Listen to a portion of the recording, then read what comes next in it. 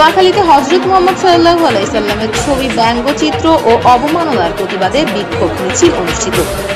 যুব উন্নয়ন এখন নতুন সাজে নতুন রূপে হক শপিং মল চৌমুহনীতে। ভর্তির জন্য আজই যোগাযোগ করুন বেগমগঞ্জ যুব উন্নয়ন টেকনিক্যাল ইনস্টিটিউট। ফ্রান্সে মহানবী হযরত মুহাম্মদ সাল্লাল্লাহু আলাইহি সাল্লামের ছবি, ব্যঙ্গচিত্র ও অবমাননার প্রতিবাদে নোয়াখালী বেগমগঞ্জ দুর্গাপুরে যুব সমাজ ও এলাকাবাসীর উদ্যোগে শুক্রবার বাদ জুমা শেষে এক বিক্ষোভ মিছিল বের হয়।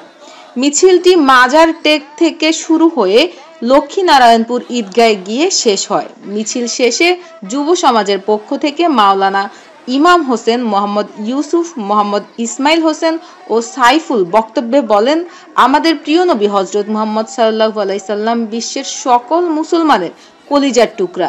তার কোনো অপমান অবমাননা বিশ্ব মুসলিম সইবে না। এএনটিভি নিউজ ডেস্ক।